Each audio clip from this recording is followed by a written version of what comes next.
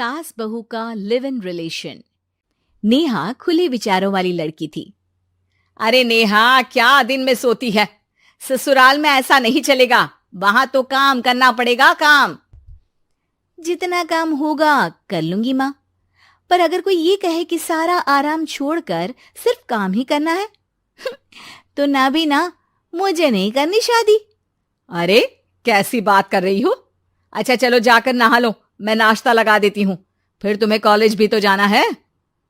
Neha college के लिए निकल जाती है। वो सोचने लगती है कि ससुराल में वो कैसे मैनेज करेगी। क्या हुआ नेहा, परेशान लग रही हो? अरे यार, तू तो मुझे जानती है ना, मुझे अपनी लाइफ बिल्कुल परफेक्ट चाहिए, लेकिन लग नहीं रहा लोग मानेंगे। यार, कहीं मेरी शादी ऐसे घर ना हो जाए जहां मेरी जिंदगी ही नरक हो जाए। अरे मैंने ना कल एक इंग्लिश फिल्म देखी थी, उसमें भी कुछ ऐसी ही समस्या थी हीरोइन की। अच्छा, तो फिर क्या किया उसने?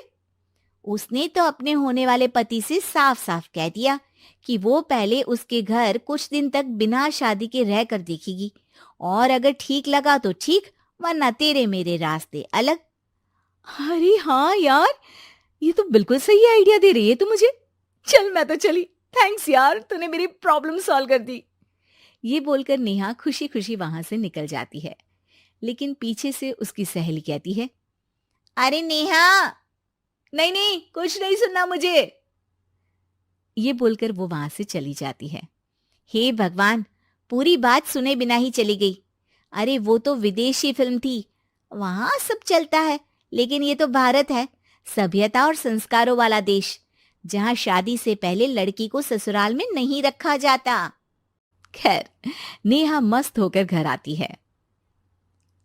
नेहा, कल तुझे लड़के वाले देखने आने वाले हैं, और हाँ, इस बार कोई बहाना नहीं चलेगा। हाँ हाँ, आने दो आने दो, मैं तैयार हूं शादी के लिए। अगले दिन लड़के वाले आते हैं, जहां लड़का कहता है, मुझे अकेले में लड़की से कुछ पूछना है। हाँ हाँ, क्यों नहीं बेटा, जाओ नेहा, घर तो दिखा दो इन्हें। नेहा भी खुश हो जाती है कि उसे मौका मिल गया है लड़के से अपनी शर्त रखने का। देखो, मुझे ना शादी से बहुत डर लगता है, पता नहीं कैसी लड़की आए, तालमेल बना पाए कि नहीं मेरे परिवार से। मैंने कई घरों में रोज का क्लेश होते देखा है। तुमने तो मेरे दिल की बात कर दी। मैं भी यही सोच रही थी कि भाई सास तो अच्छी होनी चाहिए, पति सपोर्ट करे ना करे, रहना तो पूरे दिन सास के साथ है। लेकिन मेरे पास ना इसके लिए एक बहुत अच्छा आइडिया है। अच्छा, कैसा आइडिया? क्यों ना शादी के पहले मैं कुछ दिनों तक तुम्हारे घर आकर रह लूं, तुम लोग मुझे समझ लेना, मैं तुम लोगों को समझ लूंगी। ठीक लगा तो शादी, वरना टाटा बाय बाय। क्यों? लड़के को नेहा की बात में दम लगता है। वो घर के सभी लोगों के सामने नेहा की बात रखता है। अरे पागल हो गई है क्या? ये कैसी शर्त है? अरे शादी से पहले मैं क्यों तुझे किसी और के घर भेजूंगी रहने? अरे लड़की के ख्याल तो 20 साल आगे के हैं, इतनी भी खुले विचारों वाली लड़की नहीं चाहिए हमें। अरे माँ, क्या बुरा और गलत बोल रही है ये? रहना तो हम दोनों का है ना। कल को कोई परेशानी आई तो तुम सब तो ये बोलकर निकल जाओगे कि जिंदगी तुम लोगों को ही निभानी है, तुम लोगों को जो करना है करो। तब क्या करूंगा बताओ? सबके समझाने पर वो लोग मान जाते हैं। वाह, मैं 2-3 दिनों में पैकिंग कर लूंगी, तो आकर मुझे ले जाना। और नेहा पहुंच जाती है विशाल के घर। आओ आओ, ये रहा तुम्हारा कमरा। इस घर में तुम एज अ गेस्ट रहो, लेकिन माँ तुम्हें बहू की तरह ही ट्रीट करेंगी, और तुम भी उन्हें सास की तरह ही रखना। बस फिर क्या था, शुरू हो जाता है लिव इन सास बहू का ड्रामा। अरे चाय तो बना दे बहू।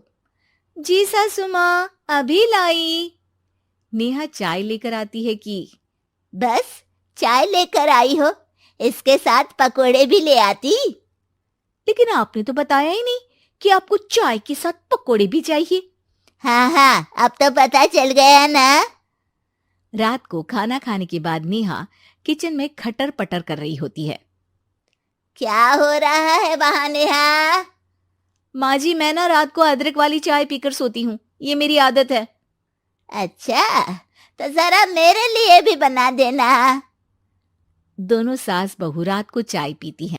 अगले दिन, नेहा, मैं मंदिर जा रही हूँ, मेरी साड़ी निकाल कर बेड पर रख दे। नेहा सास के लिए साड़ी निकाल कर रख देती है।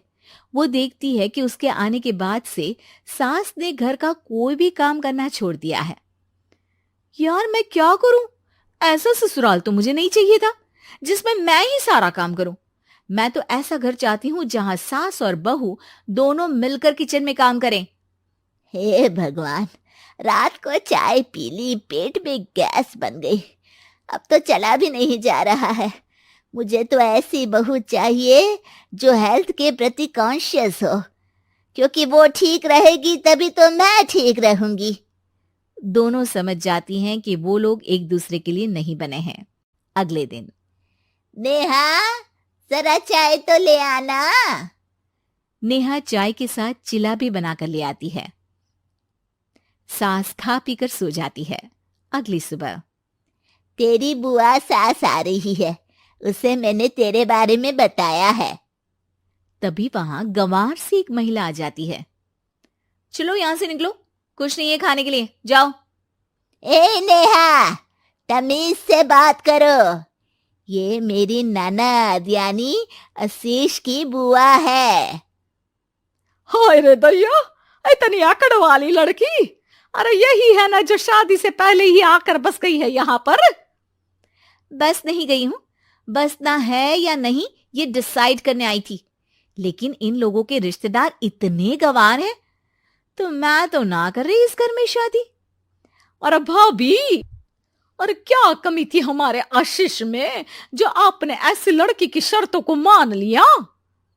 अरे वो तो आशीष के कहने पर मैं झुक गई, वरना ऐसी लड़की को तो मैं घर में घुसने भी ना दूं। ए हेलो, ऐसी लड़की कैसी लड़की? हाँ, बिना समझे बुझे शादी कर लूं? अब तो समझ गई ना कि हम लोग गांव के हैं। भाभी को खाट पर सोना और रिश्तेदारों का गांव से आना जाना तो लगा ही रहना है इस घर में। हाँ हाँ, मैं तो किसी मॉडर्न घर में शादी करूंगी। ये बोलकर नेहा वहां से चली जाती है। अपने घर में आकर नेहा कहती है, ना मां ना, लिव इन में रहकर देख लिया, ये गांव के लोगों का कोई भरोसा नहीं है। खैर, नेहा की शादी एक मॉडर्न घर में हो जाती है जहां सास कहती हैं, हे नेहा, मैं टेनिस खेलने जा रही हूं, आओ तो जूस बनाकर रखना, और हाँ, वॉलनट्स और ओट्स भी बना लेना। जी माँ। माँ मॉम बोलो डार्लिंग, माँ इज ओल्ड फैशन। बेचारी नेहा सर पर हाथ रख लेती है। हे भगवान, ये सास तो सास ही होती है, गांव की हो या शहर की।